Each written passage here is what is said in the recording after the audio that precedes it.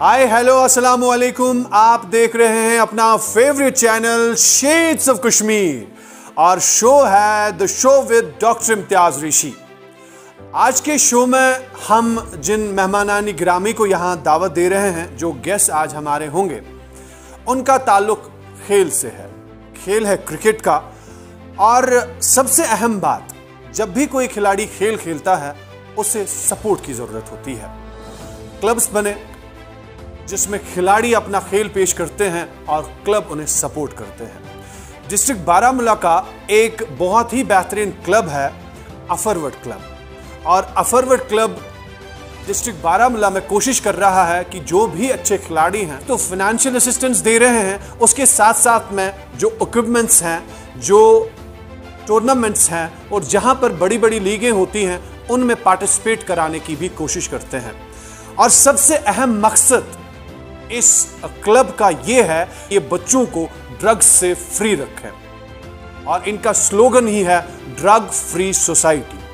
आज कोशिश करेंगे हम इस क्लब के जो चेयरमैन हैं उनसे आपकी मुलाकात कराएं, और इस क्लब में जो लड़के खेलते हैं उनमें से इस क्लब ने आज 2 बच्चों का इंतखाब किया है जिन्होंने नेशनल टेनिस क्रिकेट टूर्नामेंट में पार्टिसिपेट किया है, अच्छा खासा कमाल भी दिखाया और गोल्ड मेडल भी हासिल किया। इससे पहले हम आपको इनके साथ मिलाएं, इनके बारे में कुछ विजुअल्स देखते हैं। Hi there, we are Outfit Archives Kunzar, a multi-branded ready-made garments. We deal in all kinds of jeans, t-shirts, summer wear, winter wear, cosmetics, formals, casuals, and on the top of it, we have for the first time introduced the online delivery in Kunzar. You give us a call or text us, we're gonna deliver the product to your doorstep. These are the numbers displayed on the screen, and also you will find the Insta ID and Facebook ID as well. At last, I would like to thank Shades of Kashmir. Thank you.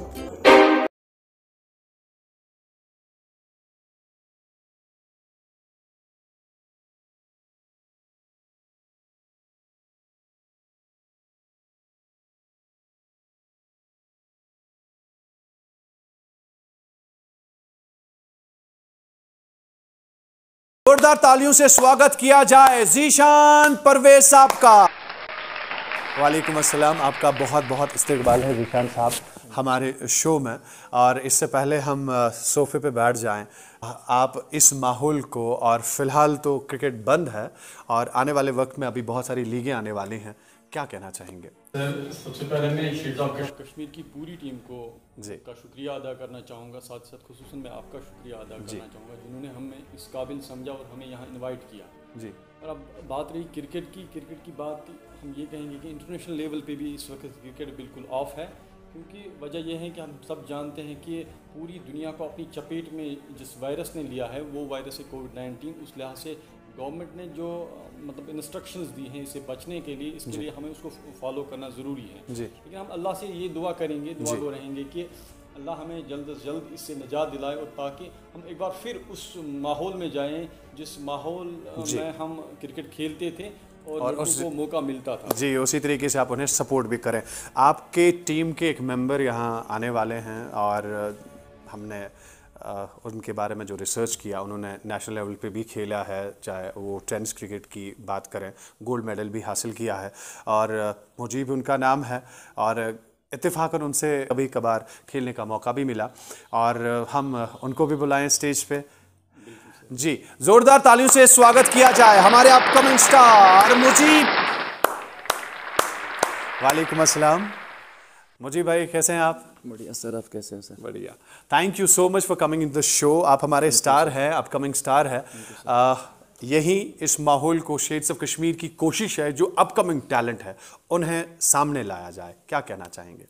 सबसे पहले shades of Kashmir की पूरी family को मैं शुक्रिया अदा कहना चाहूँगा कि उसने हमें इनवाइट किया, यहाँ पे बुलाया, एक गेस्ट की तरह पे यहाँ बुलाया, तो मैं आप लोगों का बहुत बहुत शुक्रगुजार हूँ। और दूसरी बात रही कि क्रिकेट के हवाले से, क्रिकेट में प्लेयर्स आते रहेंगे और जाते रहेंगे, जैसे भी आप भी बहुत बड़े प्लेयर रहे हो जी क्रिकेट में जी। तो कोशिश हमारी यही रही है, क्रिकेट ग्राउंड में भी और ग्राउंड से बाहर भी हमारी यही सिर्फ कोशिश रही है कि जो भी आजकल के यूथ्स हैं वो ड्रग्स से दूर रहें, वो ज़्यादा से ज़्यादा स्पोर्ट्स इवेंट्स में आके हिस्सा लें और अपने आप को सेहतमंद रखें। उसी से एक सेहतमंद सोसाइटी भी बनती है। आपके साथ एक और गेस्ट है, क्यों ना आप ही उनका नाम बता के उन्हें बुलाएं। Wahid Bashir. Wahid Bashir, please come on to the stage, जोरदार ताली से स्वागत किया जाए। जी जी, आ जाए वाहिद भाई। वाहिद से हमने खेला है, उनके साथ खेला है और अच्छी बॉलिंग भी करते हैं, बैटिंग भी करते हैं। वाहिद, यहाँ का माहौल, शेड्स ऑफ कश्मीर के बारे में कुछ कहना चाहेंगे? सबसे पहले अल्लाह का शुक्रिया करना चाहता हूँ कि हम स्टेज पे आए जी। उसके बाद आप लोगों का हमें इनवाइट किया एज ए गेस्ट जी। तो इससे बड़ी अचीवमेंट मेरे ख्याल से हमारे लिए और कोई नहीं होगी कि इतने बड़े स्टेज पे हम भी हैं जी। तो अगर मैं क्रिकेट के बारे में बात करना चाहूँगा तो क्रिकेट एक अच्छी स्पोर्ट्समैन के लिए, एक स्पोर्ट्समैन जी होना हर एक पर्सन के लिए अच्छी बात होती है जी। स्पेशली क्रिकेट में मेरा इंटरेस्ट बचपन से क्रिकेट में ही था जी। उसमें मेरा मेन रोल जो रहा है हमारे सर नज़ीर साहब जी, बचपन से उन्होंने मुझे मोटिवेट किया और अच्छे टिप्स दिए और जो भी बैड हैबिट्स एंड ड्रग करते हैं उनसे दूर रहें। बिल्कुल, हमारी भी यही कोशिश है, एक तो अपकमिंग स्टार्स को आपके सामने लाने की। अगर आप भी चाहते हैं कि इसी तरीके से, जिस तरीके से ज़ीशान साहब इन्हें एनकरेज करते हैं, असिस्ट करते हैं, सपोर्ट करते हैं, आप भी सपोर्ट कर सकते हैं अपने एरियाज़ में अपने टैलेंट्स को। फिलहाल हम सोफे पे बैठ जाते हैं, उसके बाद बाकी की बातें करेंगे। Please come on to this sofa please. Zeeshan साहब, खुशकिस्मती ये कि आपके साथ कहीं खेलने का भी मौका मिला, हमें भी आपने, जो हमारी क्रिकेट लाइफ है उसमें मैं आपने सपोर्ट किया। एक फॉरवर्ड क्लब की जब हम बात करते हैं, एक बड़ा नाम है डिस्ट्रिक्ट बारामूला में। ये इनिशिएटिव कैसे शुरू हुआ और किस तरीके से आप इसमें काम कर रहे हैं? सर, एक्चुअली सबसे पहले मैं ये कहना चाहूँगा कि मैं खुद एक क्रिकेटर रहा। मैं काफ़ी क्रिकेट खेली हूँ। जब मैंने 10th का एग्ज़ाम पास किया था उसके बाद मुझे अपने पापा ने बारामूला भेजा था, लेकिन मेरा एडमिशन क्रीरी हायर सेकेंडरी में ही था। वहाँ नज़ीर अहमद लोन साहब, नज़ीर क्रीरी के नाम से मेरे अंकल भी हैं, वो मेरे कोच भी रहे हैं और उन्होंने काफ़ी मोटिवेट भी किया और मुझे मतलब क्रिकेट सीखने में काफ़ी मदद भी की। जब भी हम लोकल ग्राउंड में खेलने जाते थे, एक दिन मैं खेल रहा था, जो बड़े लोग होते हैं वो खेल रहे थे, तो मैंने बॉलिंग की। उसने बोला आप बहुत अच्छी बॉलिंग करते हो, तो वहाँ से मेरा ये क्रिकेट करियर शुरू हो गया। उसके बाद में खेलते खेलते मैंने इंटर डिस्ट्रिक्ट भी खेला, काफ़ी क्रिकेट खेली, बाहर जम्मू राजस्थान में खेली। उसके बाद बदकिस्मती में एक फास्ट बॉलर था, काफ़ी अच्छा तेज़ बॉलर था, काफ़ी स्पीड से मैं गेंदबाजी करता था। लेकिन बदकिस्मती से 2016 में 29 मई को मेरी डिस्क सर्जरी हो गई। तो जब मैं डिस्क सर्जरी के बाद मैं नूरा हॉस्पिटल में मेरी डिस्क सर्जरी हो गई। जब मुझे वहाँ से डिस्चार्ज किया गया, जब मैं घर पहुँचा तो मैं बेड पे बैठा, मैं काफ़ी परेशान था कि मैं इतना इंटरेस्टेड हूँ क्रिकेट के साथ, मैं क्रिकेट के बगैर रह नहीं सकता था। जिस तरह एक इंसान ऑक्सीजन के बगैर नहीं रह सकता, उस तरह मैं क्रिकेट के साथ काफ़ी चिमट गया था। तो मैं सोच रहा था कि मैं ये कैसे करूं, क्या करूं, अब मैं क्रिकेट से कैसे दूर रहूं। तभी जाके मुझे बेड पे ही ये ख्याल आया कि क्यों ना मैं, अगर मैं क्रिकेट ना खेल सकूं लेकिन क्रिकेट के साथ जुड़ा रहूं। तो मैं सोच रहा था कि मैं ये कैसे करूं, क्या। उस वक्त मेरे जहन में यह आया कि मैं अपने गाँव में एक लोकल तरीके से क्रिकेट टीम खड़ा करूँ। वहीं पर मैंने इन सभी लड़कों को बुलाया जो भी मेरे गाँव के क्रिकेट खेलते थे, इनको मैंने बुलाया। उस वक्त निसार अहमद खांडे साहब ने, जो कि रणजी ट्रॉफी क्रिकेटर रहे हैं और एक्स सेलेक्टर भी रहे हैं JKCA के, उन्होंने एक लीग स्टार्ट की थी डिस्ट्रिक्ट बारामूला में ही उन्होंने लिए थे, लेकिन क्योंकि वो खुद ही सोपोर से हैं और सोपोर के एरिया तारजुआ में एक बहुत खूबसूरत ग्राउंड है, शेखुल आलम स्टेडियम शायद उसका नाम है, वहाँ पे उन्होंने लीग कराने का फ़ैसला लिया था, वलूर प्रीमियर लीग का पहला एडिशन। लेकिन वो ज़्यादा सुर्खियों में नहीं रहा था। तो मैंने पेपर में पढ़ा था, मैंने उसको फ़ोन किया था। उस वक्त मैं एट दैट वेरी टाइम मेरे इन-लॉ श्रीनगर में ही था, मैं उससे मिला। उसने पूरा मुझे ये कहा कि हम आपको एंट्री दे देंगे। कि मसला ये था, फिर वो काफ़ी एक्सपेंसिव लीग थी, उस बारे में मैंने 40,000 के आसपास उससे बात की, एंट्री फीस तो उसको मैंने बताया कि स्टूडेंट लोग हैं, तो उस वक्त थोड़ा बहुत इधर उधर करके मैंने थोड़ा बहुत फ़ीस भी भरी थी उसमें, तो फिर उन्होंने एंट्री दी थी, हमने खेला था। हाँ, बारामूला की बात करें तो सोपोर सुपर लीग भी और उसके साथ वलर प्रीमियर लीग भी, पुलवामा की बात करें तो पुलवामा लीग या वहाँ का सैफरन प्रीमियर लीग, बहुत सारे ऐसे लीग्स अभी तक आ रहे हैं जहाँ आप अपने बच्चों को पार्टिसिपेट करा के वो बच्चे अपना टैलेंट जाहिर कर सकते। हम मुजीब से पूछने की कोशिश करेंगे। मुजीब भाई, आप क्रिकेट खेलते हैं और अच्छा खेलते हैं, हमने खुद देखा है। खुद अगर आप अपने आप को बयान करने की कोशिश करेंगे, क्रिकेट में आपका रोल क्या है अपनी टीम में, अफरवट में, तो क्या कहेंगे? देखिए सर, आपका बिल्कुल सही सवाल है। तो अगर आप रोल की बात करेंगे टीम में, मैं क्रिकेट की बात करूंगा स्टार्ट से, मैं ज़्यादा डीप नहीं जाऊंगा, लेकिन मैं डायरेक्ट आपके सवाल पे जाऊंगा। मैं एज ए फिज़िकल टीचर भी काम कर रहा हूं प्राइवेट सेक्टर में, तो वहां पे जो रिलेटेड फिटनेस के हिसाब से मैं और क्रिकेट की बात करेंगे, मेरा रोल हमेशा यही होता है कि टीम के सभी मेंबर्स को मैं अपने साथ साथ एक्टिव करूं थ्रू गेम के साथ एक्टिव करूं, उनको साथ मोटिवेशन, जो भी मतलब यंगस्टर्स प्लेयर्स टीम में होते हैं। मतलब मैंने तकरीबन मैंने भी 15 इयर्स मैंने भी क्रिकेट खेला है स्टार्टिंग से लेकर, तो इनकी तो शायद अभी 20 की एज भी होगी तकरीबन। तो मेरा रोल यही रहा है कि जो भी खासकर यंगस्टर्स है टीम में आए, उनको मोटिवेट करे कि हौसला दे, कैसे इंटरेस्ट बढ़ाना है गेम की ओर। जीत क्या होती है, हार क्या होती है, हार के बाद कैसे करना है, जीत के बाद कैसे करना है, एक माहौल कैसे बनाना है क्रिकेट के लिए। और इतना ही नहीं, बल्कि ये भी ज़रूरी कहना है कि जब भी आप क्रिकेट के लिए जाओगे, जब भी आप इसके लिए एक माइंड सेटअप होना चाहिए कि मैं क्यों ग्राउंड में जा रहा हूँ, कौन सा माइंड से। ये नहीं कि मैं एज ए पार्ट टाइम कोई घर में मुझे कोई काम दे रहा है तो मैं उस काम से भाग के जाऊँ, मैं क्रिकेट में जाऊँ, नहीं।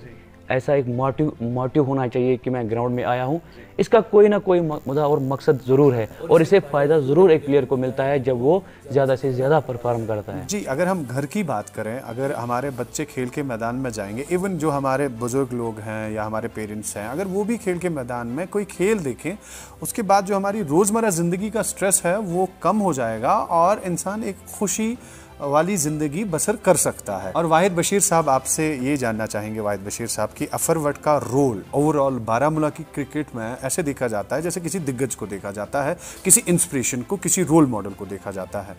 इनका स्लोगन है ड्रग फ्री सोसाइटी। आप ये बताएं कि ये क्या क्या प्रोवाइड करते हैं बच्चों को। एक तो ये बात है कि ड्रग से फ्री रहना है, आप उससे दूर रहें, लेकिन दूसरी बात, क्या क्या चीज़ें ये आपको प्रोवाइड कर रहे हैं ताकि आप क्रिकेट की तरफ जा रहे हैं। क्योंकि आज लोग ना, या बच्चे देखें, ये गेम अब एक्सपेंसिव बन चुकी है, नहीं अफोर्ड कर पा रहा है हमारा जो और रिलेटेड या और बैकग्राउंड से हमारा कोई बच्चा है, वो नहीं अफोर्ड कर पा रहा। कहना चाहता हूँ सर, जितने भी कश्मीर में बड़े लीग्स हो रहे हैं, अभी WPL हो रहा है, कश्मीर प्रीमियर लीग हो रहा है, SSL हो रहा है, इस अफरवट क्लब की वजह से मैंने इन सारे टूर्नामेंट्स में पार्टिसिपेट किया है और बड़े बड़े प्लेयर से खेला है सर। जी सर। और रही बात आसपास के जो हमारे गांव हैं, तो उनमें से भी हमें कुछ लड़के इसी क्लब में अभी खेल रहे हैं, क्योंकि हम लोगों को ज़्यादा से ज़्यादा इस क्लब में एंट्री दे रहे हैं ताकि वो ज़्यादा से ज़्यादा खेल की तरफ ध्यान दें और पढ़ाई स्टडी भी कंटिन्यू कर रहे हैं वो अपनी, और बाकी जो ड्रग वगैरह स्मोकिंग है उनसे अवॉइड दूर। जीशान साहब, आप एक अच्छे खिलाड़ी, बदकिस्मती हुई कि आप एक इंसिडेंट आपके साथ एक्सीडेंट हुआ, तो उसके बाद आपको क्रिकेट से दूर रहना पड़ा। ये एक बहुत मुश्किल चीज़ भी दिखाई देती है जब आप किसी क्लब को चलाते हैं, 11 से 20 लड़के आपकी टीम में रहते हैं, उनमें से फिर सिलेक्शंस और उनका सारा एक्सपेंस लेना, तो ये किस तरीके से आप मैनेज कर पाते हैं और क्या सोच के करते हैं? सर, जब हमने ये क्लब स्टार्ट किया था, मैंने आपको पहले ही बोला, सबसे पहले हमने WPL का फर्स्ट एडिशन खेला था।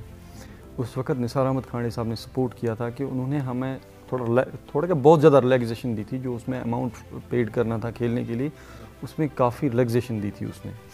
उसके बाद हम खुद बैठे, इन सारी टीम मेंबर्स को भी बिठाया, खिलाड़ियों को भी बिठाया। एक बार आपके साथ भी हमारी एक मीटिंग हुई थी, उसमें यही डिस्कशन हुई थी कि हम कैसे, एक लड़का अगर घर से निकले, इसको ये नहीं लगना चाहिए कि मैं जा रहा हूँ ऐसे ही, मेरा खर्चा हो रहा है 100 रुपया 50 रुपया, जबकि इसको सारा घर से ही मिलता है। और घर वालों को भी ये नहीं लगना चाहिए कि मतलब ये हमारे ऊपर बोझ बन रहा है।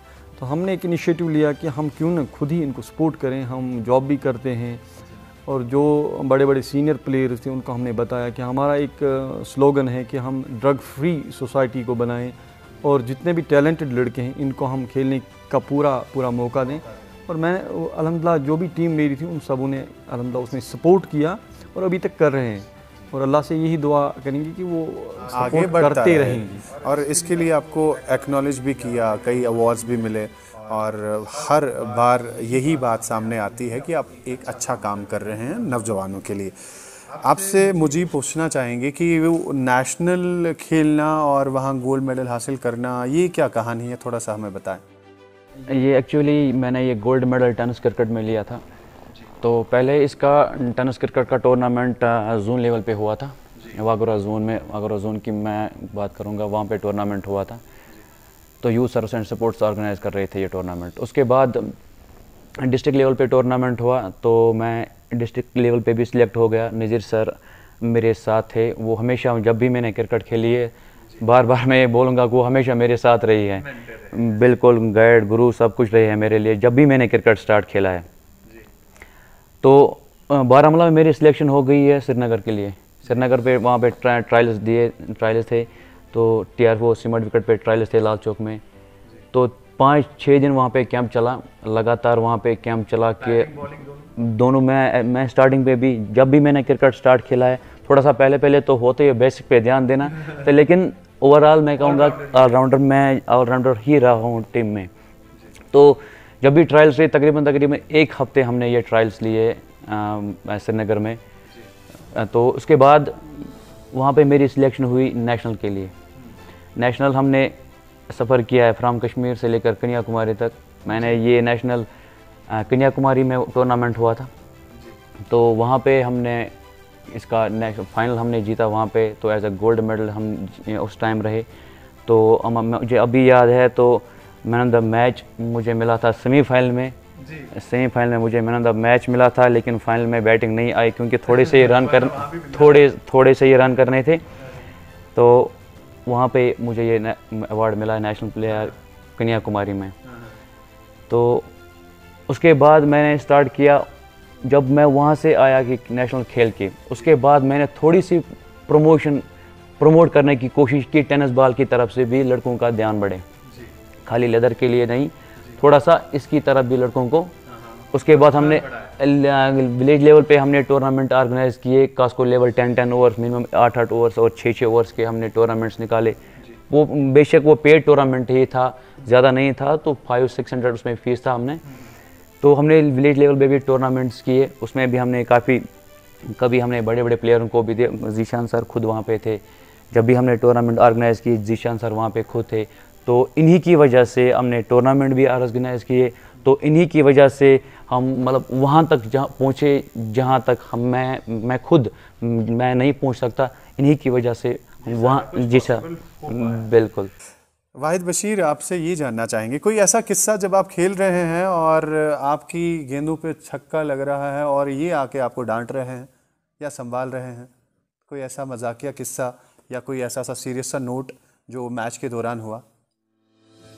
जब मैंने ज्वाइन किया तो जब भी ऐसी कोई स्थिति आती थी तो हमें मैच के दौरान डांट नहीं पड़ती थी जी जी जो भी गलती होती तो मैच के बाद जी। सबसे खतरनाक बंदा कौन है टीम में जिसे डर लगता है यार आज छक्का पड़ा, इसने छक्का मारा, कोई बात स्पेक्टेटर्स है कोई बात नहीं, लेकिन आप मीटिंग में ना मुझे परेशान करने वाले हैं सारे। मुझे भाई आप बताएं कोई ऐसा किस्सा, कोई ऐसा वाकया? बिल्कुल सर, ऐसा क्रिकेट में हुआ है, बार बार हुआ है, एक बार नहीं बार बार हुआ है। जैसा मेरे कज़न है, मतलब जीशान सर के छोटे भाई इरफान अहमद, वो भी बहुत पहले क्रिकेट खेल चुके हैं। तो नॉर्थ कश्मीर के अगर लेजेंड्स की बात करेंगे तो वो उसमें भी उसका नाम है, वो उससे कम नहीं। तो जब भी मैं बॉलिंग के लिए आता था, अगर मतलब और एक ओवर में रन ज़्यादा पड़ते थे तो वो किसी के साथ में मुझे ज़ोर से आवाज़ नहीं, वो मेरे सामने ऐसे आता था, इंतका बॉलिंग करें, मैंने आपको ऐसे बोला था तो इंतका बॉलिंग इस साइड करनी थी, आपको बॉल इस साइड लगानी थी, इस साइड लगानी। मैं गुस्सा हो जाता था बहुत उस टाइम, बहुत करें बॉल, लेकिन किसी के सामने नहीं बोलता था। लेकिन सामने आके मैंने बोला था ऐसे करने के लिए, मैंने ऐसे बोला था तुझे तगी नहीं, तुझे नहीं करूँ ये पर शुक्र यम साइड फील्डिंग एक साइड शुक्र यम साइड। कोई ऐसा वाकया आप आपके पास कैच आया, छूट गया और कैप्टन आपके पास आके समझा गए कि क्या करना चाहिए था? जी सर, हुआ था जेकेसी में रिसेंटली हमें लास्ट ईयर जेकेसी खेला था सी सोपर में। तो एक कैच था अंडर सर्कल में था, 30 यार्ड सर्कल में, तो मैं बाहर था। तो उसने बोला था कि आपने स्टार्ट नहीं लिया था, तो उसके बाद उसने मुझे लगाया था उस कैच पे। वैसे जब ये मीटिंग्स होती हैं या कोई रजिस्टर्ड क्लब जैसे अफरव क्लब की हम बात कर रहे हैं, उसके बाद एक मीटिंग बनती है, उसमें मीटिंग में ये डिसाइड किया जाता है आपकी कमियां कहाँ थी। और जीशान साहब, आपसे यहाँ जानना चाहेंगे कि एक क्लब को चलाना, जैसे हम कह रहे थे कि मुश्किल है, लेकिन वही मुश्किल बच्चों के लिए भी, प्लेयर्स के लिए भी ये खड़ी हो जाती है कि बच्चों को भी बड़ा सीरियस रहना पड़ता है कि वो अपनी जगह बनाए रखें उस क्लब में जिसमें उन्हें सब कुछ मिलता है। तो ये कितना मुश्किल है बच्चों के लिए जो आपको देख रहे हैं, जो आपके क्लब में आना चाहते हैं, उनके लिए क्या रिक्वायरमेंट्स है, फिटनेस की क्या रिक्वायरमेंट्स है, बैटिंग की क्या रिक्वायरमेंट्स है, फील्डिंग की, ये सारा कुछ बता दें ताकि अगर कोई आना चाहते वो विद प्रिपरेशन आए। मुजीब साहब ने अभी एक बात बोली कि वहीद साहब ने भी बोली कि ये डिसिप्लिन्ड क्लब है। हकीकतन में एक डिसिप्लिन्ड क्लब है। इसमें अभी मेरे छोटे भाई का नाम आया, एक ज़बरदस्त मिडल ऑर्डर बैट्समैन है। अगर कहें कि वो 50 ओवर भी विकेट पे टिक सकते हैं। नंबर 2, अगर मुजीब की बात करें, ये नंबर 1 खिलाड़ी हैं हमारी टीम में। एक बार SNW की एंट्री थी, मैंने कराई थी उसकी एंट्री, तो हमारा पहला मैच था, मुजीब ने कोई इंडिसिप्लिन किया था घर में, मतलब लोकल ग्राउंड में थोड़ा सा इंडिसिप्लिन किया था। दूसरा मैच और एक अच्छा सबसे बड़ा लीग, नॉर्थ कश्मीर का बड़े लीगों में से एक बड़ी लीग थी वो SNW, मुजीब को ड्रॉप किया था मैंने। तो पिछले साल मेरे भाई ने एक थोड़ा सा इंडिसिप्लिन किया था, व्हाट्सएप ग्रुप में कुछ लिखा था, और उन दिनों मैं टीम में था, आपकी टीम में था, के लिए बैन किया था। उन दिनों मैं टीम में था और वो आउट किए थे। उन्होंने मुझे बता दिया था, डॉक्टर साहब अगर आपको टीम में रहना है, मेरी भाई की एग्जाम्पल जो है, मेरे भाई की एग्जाम्पल लेके चले, वो अभी टीम से आउट है। वो मेरे लिए इशारा था, टीम से आउट है, अभी भी वो टीम से आउट है। और वो जो इस क्लब में आना चाहेंगे उनको तो ये डिसिप्लिन फॉलो करना पड़ेगा। और सपोर्ट्स डिसिप्लिन ही सिखाता है सर, क्योंकि सपोर्ट्स में अगर हम जाएंगे, अभी ये छोटा बच्चा है, 20 साल का लड़का है, एक दिन ये बड़ा होगा और फैमिली हेड भी बन सकता है।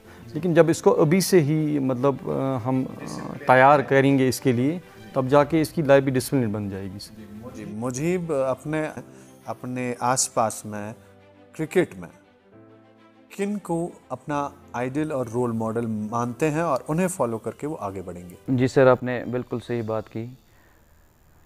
परवेज सर ने भी अभी एक बात कही कि डिसिप्लिन फर्स्ट प्रायोरिटी। ये क्रिकेट की बात करें फिर भी फर्स्ट प्रायोरिटी है, ये आउटसाइड क्रिकेट है, अपनी लाइफ की बात करें फर्स्ट प्रायोरिटी है।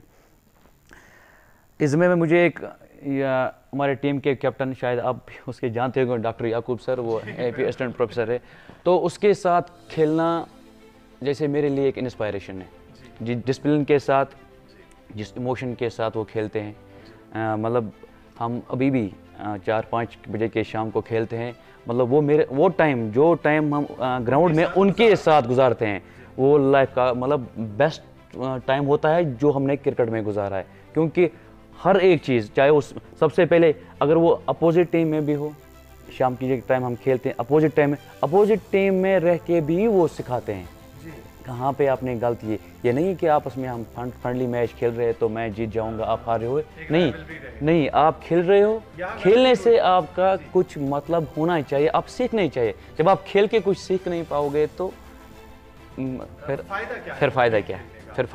वाहिद भाई, आप बताएं कि आपका मॉडल कौन है और लाइफ से आगे क्या चाहते हैं? बचपन से मैंने एक बार जहांगीर लोन को देखा था बारामूला में, जो कि राष्ट्रीय खिलाड़ी है सर। तो उनके जो बिगनिंग में उनकी जो मेरी एज की, तो उससे पहले उन्हें स्टार्ट किया था, तो मैं उनके मैच देख रहा था कंटिन्यू, जहाँ भी वो जाते थे मैं वहाँ जाता था देखने के लिए। तो उनकी बैटिंग देखकर मुझे एक मोटिवेशन मिला कि मैं भी थोड़ा इसमें इंटरेस्ट ले लूँ। फिर मेरे स्टार्ट में नईर साहब ने, हमारे जो बताया सर ने, वो एक फ़िज़िकल टीचर हैं, और बचपन से उन्हें मुझे जब मेरे इंटरेस्ट लिया क्रिकेट में, तो वो जब तक मैंने नेशनल खेला उसके बाद भी अभी भी वो मुझे डांटते हैं कि बोल रहे हैं कि आप अभी भी फिटनेस पे ध्यान नहीं दे रहे हो। तो नजीर साहब का मेन रोल रहा है मेरे इस पूरे करियर में, जहाँ तक भी पहुँचा हूँ मैं सर। स्पेशली सर जब नेशनल में नहीं खेला तो उसमें भी उनका मेन रोल रहा है। वैसे भी इंस्पिरेशंस होनी चाहिए, जब इंस्पिरेशंस हमारे पास हों, उनकी जो फुटस्टेप्स हैं, उनकी कोशिशें जो है, उनकी मेहनत को जो है हम जब कॉपी करते हैं तो हम भी अपनी मंजिल के और करीब आते जाते हैं। ज़ीशान साहब, आपका भी कोई रोल मॉडल, आपका भी वैसे क्रिकेट में अवार्ड तो मिलते रहते हैं जो अच्छा खेलता है, आपका पहला अवार्ड आपको कहीं याद है जो आपको मिला था? पहला अवार्ड वहीं लोकल लेवल पे मिला था मुझे।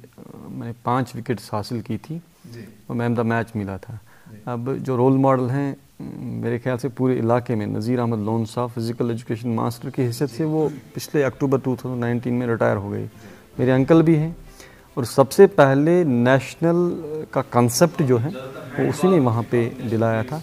और नेशनल लेवल पे, हाँ, सबसे पहले क्रीडी हायर सेकेंडरी से जो नेशनल प्लेयर्स गए थे वो कबड्डी में गए थे, क्योंकि क्रिकेट में उस वक्त इतना मतलब ये अप्रोच नहीं था कि वो नहीं जानते थे कि आगे कैसे जाना है वो ये। तो काफ़ी ज़्यादातर हैंडबॉल में उसने काफ़ी नेशनल प्लेयर्स तैयार किए। एक बार मैं डिपार्टमेंट की तरफ से, मैं प्रोफेशनली मैं एक गवर्नमेंट टीचर हूँ, और एक बार डिपार्टमेंट की तरफ से 2009 में मुझे मौका मिला था फ़िज़िकल एजुकेशन ट्रेनिंग के लिए। उसका मकसद ये था कि जो फ़िज़िकल एजुकेशन डिपार्टमेंट में उसमें मतलब जो मैन पावर है वो कम है, स्कूल्स में वहाँ पे वो फ़िज़िकल एजुकेशन टीचर्स कम होते हैं। अब उसका थोड़ा सा ये जनरल लाइन टीचर्स भी उसमें मतलब अपना रोल निभा सकते हैं। उस हैसियत से मुझे वहाँ पे 16 दिनों के लिए उड़ी भेजा था उन्होंने ट्रेनिंग के लिए। वहाँ पर भी उन्होंने बोला था कि आपके इलाके में अगर कोई है वो नज़ीर साहब हैं, और मेरे लिए भी वही। एकेडमी अगर देखेंगे तो मैंने ग्रेजुएशन मैंने कंप्लीट की थी बारामूला में, बारामूला डिग्री कॉलेज में। उसके बाद मतलब थ्रो क्रिकेट अगर आप समझेंगे, थ्रो क्रिकेट और बाकी गेम्स भी यूथ सर्विस एंड स्पोर्ट्स की जो भी खो खो, वॉलीबॉल, कबड्डी और फुटबॉल के भी हों, तो उनके साथ मेरा इंटरेस्ट रहा। थ्रो स्कूलिंग में अगर कब बात करें तो उसके बाद घर वालों के साथ मशवरा मैंने किया कि मैंने कहा कि मैं अब फिज़िकल एजुकेशन प्रोफेशन ही चुनूँ, क्योंकि मुझे इसके साथ लगा हुआ था बचपन से ही।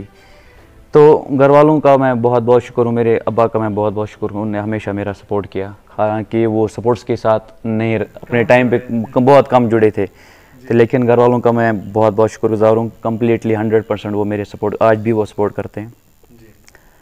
तो उन्होंने बोला कि जैसे आपको ठीक लगे, तो मैंने एंट्रेंस दिया कश्मीर यूनिवर्सिटी में बैचलर ऑफ फिज़िकल एजुकेशन के लिए। तो वहाँ पे हम 100 मीटर स्प्रिंट लगाने थे, 200 मीटर, 800 मीटर और कुछ पुशअप्स भी करने थे। तो कुछ सवालात भी जो अपने रिलेटेड गेम के पूछ रहे थे।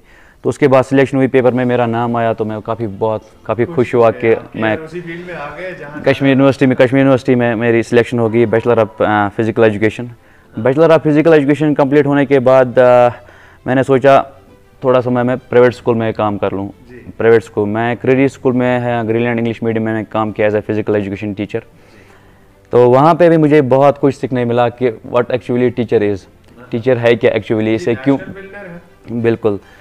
तो उसके बाद मैंने काम थोड़ी सी तकरीबन 1.5 साल मैंने काम किया। उसके बाद मैंने मास्टर ऑफ फिज़िकल एजुकेशन के लिए प्लान बनाया। तो मैं मास्टर ऑफ फिज़िकल एजुकेशन मैंने हासिल की संत बाबा बाग सिंह यूनिवर्सिटी जलंधर से। तो मास्टर ख़त्म होने के बाद मैंने ज़्यादा टाइम नहीं लिया, तो मैं प्रेजेंटली अभी मैं एमफिल कर रहा हूँ RNTU रविंद्रनाथ टैगोर यूनिवर्सिटी भोपाल से। मैं अभी एमफिल कर रहा हूँ फिज़िकल एजुकेशन में। जी, बहुत खूब। वाहिद बशीर, आप भी बता दें कि एकेडमी के लिए आप क्या कर। सर मैंने अभी रिसेंटली 12th पास किया है सर जी। तो अभी प्लानिंग थी इन फ्यूचर फील्ड में, क्योंकि मेरी स्ट्रीम मेडिकल थी, तो सोच रहा था कि किसी मेडिकल फील्ड में जाऊँ, साथ में स्पोर्ट्स के इन टच रहूँ। तो घर में तो कभी ना कभी डांट तो पड़ती होगी। कभी ज़ीशान साहब आपसे ज़रूर पूछना चाहें, कभी किसी का पेरेंट घर आया कि ज़ीशान साहब बताएं कि आप हमारे बच्चों को क्रिकेट क्यों खिलाते हैं, इन्हें क्रिकेट नहीं खेलनी, इन्हें पढ़ाई करनी है। ध्यान में रख के मैंने मतलब वो तैयारी की इस क्लब में कि एक लड़के से हम मतलब ये ना कहीं कि अक्सर देखा जाता है कि जब भी लड़का घर से जाता है वो घर वालों को कहता है कि मुझे 100 रुपया दे दो, 200 रुपये दे दो। एक तो मुझे अपना खर्चा लेना है, दूसरा टीम को भी देना है और इक्विपमेंट्स भी लाने हैं। ये सारा इसका मैंने झंझट ही इस क्लब में ख़त्म किया। जो भी वहाँ के जो सिविल सोसाइटी में जितने भी लोग वहाँ हमारे गांव में, उनसे भी मैंने मदद ली और उनको भी ये लगा कि ये एक अच्छा इनिशिएटिव है। अगर ड्रग्स फ्री हमारा गांव रहे। अगर एक बच्चा एक गांव में, जैसे हम कोविड की बात करते हैं, अभी कहीं पे भी कोई पॉजिटिव केस निकलता है, पूरे इलाके को रेड जोन किया जाता है। मेरे ख्याल से अगर किसी एक गांव से एक ड्रग एडिक्ट हो गया, मेरे ख्याल से पूरा गांव हो गया, क्योंकि एक इंसान की वजह से पूरे गांव के बच्चे इसमें। हम 4 बजे के बाद इनको मतलब इन्वॉल्व करते हैं। 4 बजे दिन भर हम ड्यूटी में रहते हैं, 4 बजे के बाद हम इनको इन्वॉल्व करते हैं। अब अल्हम्दुलिल्लाह मैंने ग्राउंड के साथ में ही मेरा एक बाग था, वहाँ पे अपना नया मकान ये कंस्ट्रक्ट किया है।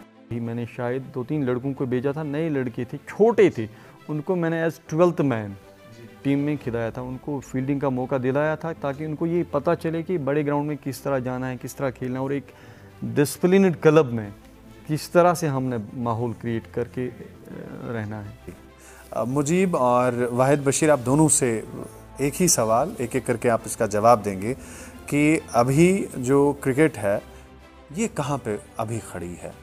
क्रिकेट खेल अभी एक्सपेंसिव हुआ है आपके लिए, आप तो टैलेंटेड हैं इसीलिए एफरवर्ड क्लब में आप खेल रहे हैं और फ्री खेल रहे हैं।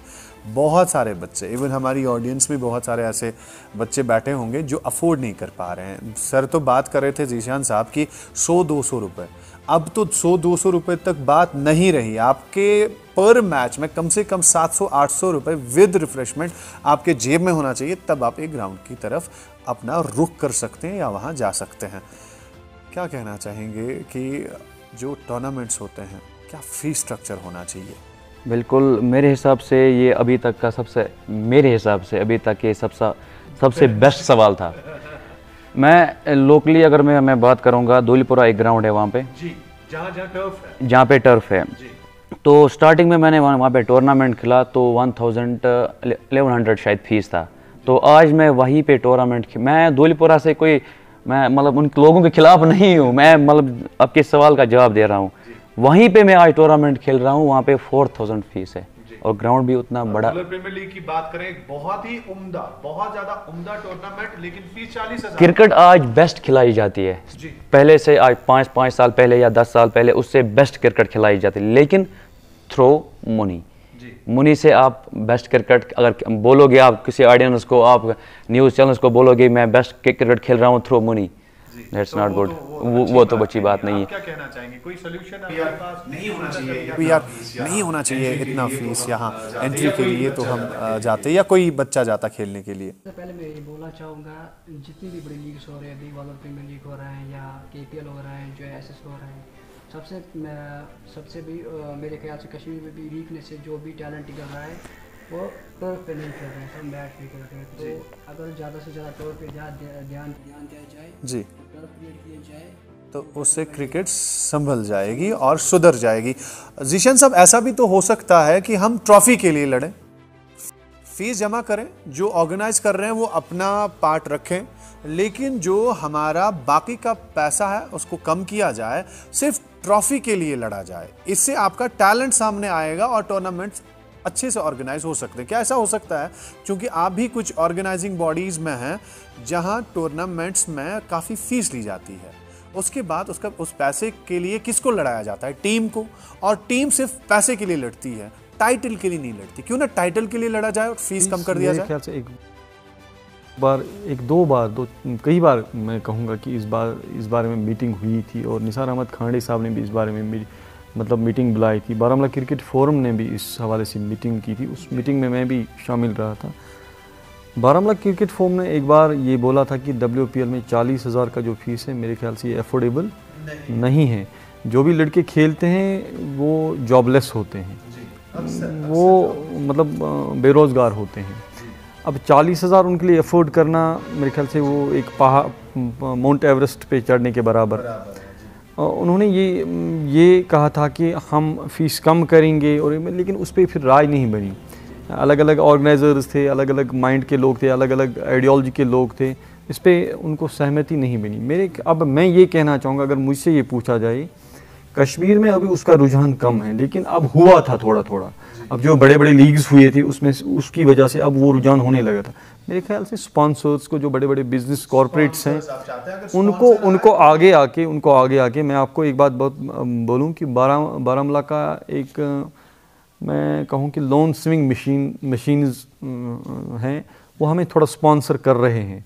लेकिन उसको भी मनाने में मुझे लगता है मुझे बहुत टाइम लगा। और ज़ीशान साहब, चूँकि आप एजुकेशन से जुड़े हैं, उसके साथ साथ आप सोशल वर्क से जुड़े हैं, न्यूज़पेपर्स में भी स्पोर्ट्स के हवाले से ही ज़्यादातर लिखते हैं, कवरेज देते हैं, ताकि लोगों की कहानियाँ, बच्चों की कहानियाँ, स्टूडेंट्स की कहानियाँ आगे बढ़ती रहें। मैसेज क्या है ओवरऑल यूथ के लिए? ये दो भी तो यूथ में ही हैं, हम सब के लिए मैसेज क्या है? मेरी मैसेज यही रहेगी कि मैं ये कहूँगा कि एज ए टीचर मैं ये कहूँगा कि अगर किसी इंसान को एक अच्छी एजुकेशन हासिल करनी है, उसके लिए उसका मेंटली वो डेवलप्ड होना चाहिए, उसका मेंटल डेवलपमेंट ज़रूरी है, और साथ ही साथ उसका फिज़िकल डेवलपमेंट भी ज़रूरी है। अब मैं ये कहूँगा कि एजुकेशन और फिज़िकल एजुकेशन ये आपस में भाई बहन है। इन दोनों को मिला के एक यूथ को आगे अगर जाना है, इन दोनों को साथ में लेके चलना पड़ेगा। और नंबर 2 मेरी ये मैसेज है कि यूथ ज़्यादा से ज़्यादा एजुकेशन और सपोर्ट्स के साथ जुड़ें, और उससे ये रहेगा कि वो ड्रग्स से मतलब दूर रहेंगे। ये मेरी मैसेज है यूथ के लिए। और एक बात मैं जोड़ना चाहूँगा, वो मैं इससे पहले आपने मुझे क्वेश्चन पूछा था कि ये फ़ीस कम करने की, वो उसमें मुझे याद नहीं रहा, अब मुझे याद आया। SNW की बड़ी सताइश करनी पड़ेगी। SNW चंद्रहामा, उनका 2000 रुपया फ़ीस, और इतना बड़ा टूर्नामेंट और इतनी कवरेज आती है उस टूर्नामेंट की। और अब जो उन्होंने 4000 किया था शायद पिछले साल, हाँ जो पड़ा 4000 था, लेकिन वो उन्होंने खुद नहीं किया था। जितने भी टॉप प्लेयर्स कश्मीर के वहाँ J&K के प्लेयर, जितने भी टॉप प्लेयर्स थे, लेजेंड्स थे, रणजी ट्रॉफी के बड़े बड़े प्लेयर्स वहाँ खेलने आए। उन्होंने उन जो बड़े बड़े क्लब्स थे उन्होंने उनको अप्रोच किया, प्रेशराइज़ किया कि आप अपना फ़ीस बढ़ाए, वरना वो इस हक में नहीं थे कि हम 2000 से ऊपर जाएंगे। उनका ये माइंडसेट है कि हम इससे नहीं कमाएंगे, हम लड़कों को एक अच्छा क्रिकेट दे देंगे। जी, आपका बहुत बहुत शुक्रिया, आप यहाँ तशरीफ़ लाए। हम इन दोनों जो हमारे अपकमिंग स्टार्स हैं, मुजीब और वाहिद बशीर, इनके लिए बहुत बहुत जो हमारी शुभकामनाएं हैं, जो हमारे बेस्ट विश हैं वो इनके लिए हैं। और आप आगे बढ़ें, और अफरवर्ड के साथ साथ आप बाहर भी जाएं खेलने के लिए। और जो JKCA का ड्रीम रहता है, ख़ास तौर पर वो बच्चे जो अंडर 19 है, 20 है, 23 है, तो वो वहाँ तक पहुँच जाए और आपके जो भी ड्रीम्स हैं वो फुलफ़िल हो। और अफरवर्ड को एक बार फिर से सलाम करना चाहेंगे, जो आपका जज्बा है, जो आप कर रहे हैं, उसके लिए बहुत बहुत शुक्रिया। Thank you so much, thank you so much. Come on to the stage. So much, thank you so much. आइए वाहिद बशीर, यहाँ आप हमारे पास आ जाएं। Thank you so much, thank you so much, thank you so much. Zeeshan साहब, आपका भी बहुत बहुत शुक्रिया कि आप यहाँ तशरीफ़ ले आए। Thank you so much. यहीं पर आज के शो का इख्तिताम होना है। Please, thank you so much for coming. शुक्रिया। आप शेड्स ऑफ कश्मीर चैनल देख रहे थे, और इस चैनल पे आज का शो आपको पसंद आया होगा, हमें यही उम्मीद है। और इस चैनल को आप सब्सक्राइब करना ना भूलें। सब्सक्राइब करें शेड्स ऑफ कश्मीर, इसे लाइक करें, नोटिफिकेशन बटन को दबाना बहुत जरूरी है। आज के लिए बस इतना, दीजिए हमें इजाजत। हंसते रहें, मुस्कुराते रहें और खेल खेलते रहें। क्रिकेट का, फुटबॉल का, जो भी खेल आपको पसंद है। अल्लाह हाफिज।